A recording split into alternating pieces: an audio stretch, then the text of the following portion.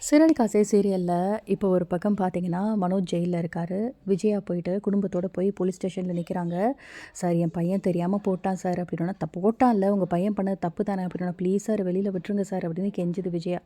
"அதெல்லாம் முடியாது. எதுவா இருந்தாலும் கோர்ட்ல போய் பேசிக்கங்கம்மா" அப்படின்னு சொல்லி போலீஸ் வந்து சொன்ன உடனே, "சார் எப்படியாவது நான் வாபஸ் வாங்க வைக்கிறேன்" அப்படின்னு விஜயாவோட வக்கீல் ஒரு பக்கம் வந்து நின்னு, "எல்லா குடும்பத்தையும் பார்த்துருக்கேன். நான் உங்க குடும்பத்தில தான் மாறி மாறி இப்படி பிரச்சனை வந்துட்டே இருக்கு" அப்படின்னு சொல்ல, "எப்படியாவது மேடம்" அப்படின்னோனே, "இதுக்கு ஒரே வழி தான் இருக்கு. இந்த ஃபினான்ஷியர் வந்து கேஸ வாபஸ் வாங்கணும். அவர்ட்ட போய் ஏதாவது ஹெல்ப் கேட்டு பாருங்க" அப்படின்னு சொல்றாங்க.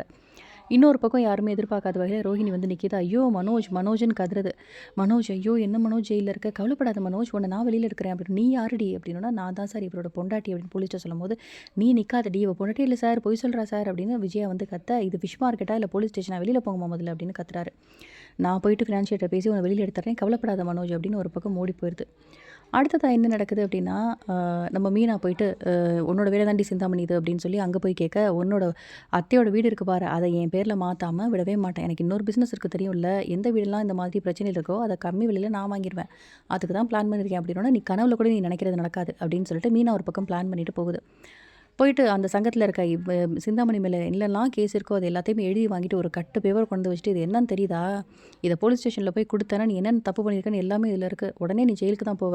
நீ வந்து மனோஜ் மேல இருக்க கேஸ ஃபினான்ஷியர்ட்ட சொல்லி வாபஸ் வாங்க சொல்றியா? இல்ல இது எல்லாத்தையும் குடுத்து நீ ஜெயிலுக்கு போறியா?" அப்படின்னு சொன்ன உடனே வேற வழி இல்லாம ஃபினான்ஷியர்ட்ட சொல்லி கேஸ வாபஸ் வாங்க போகுது நம்ம சிந்தாமணி. இந்த மாரி தான் அப்கமிங் சீக்வென்ஸ கொண்டு போக போறாங்க. அது மட்டும் இல்லாம, இப்ப ஃபினான்ஷியர்ட்ட போய் ஒரு பக்கம் ரோஹிணி பேசுச்சு இல்லையா? "ப்ளீஸ் சார் என் தப்பு தெரியாம தப்பு பண்ணிட்டாரு. யாரோ தூண்டி விட்டு தான் சார் பண்ணாரு" அப்படின்னோன, "தூண்டி விட்டு பண்ணாலும் கையெழுத்து போடுறது மனோஜ் தானே! தப்பு பண்ணவன் தண்டனை அனுபவிக்கட்டும். நீ போம்மா" அப்படின்னு சொல்லிட்டு ஃபினான்ஷியர் கத்துனாலும், இப்ப சிந்தாமணி போய் வாபஸ் வாங்க வச்சதுனால, "நான் தான் வாபஸ் வாங்க வச்சேன். மனோஜோட பொண்டாட்டி சொன்னத செஞ்சேன்" அப்படின்னு சொல்லிட்டு காலர தூக்கிட்டு வரப்போகுது விஜயா முன்னாடியே ரோஹிணி.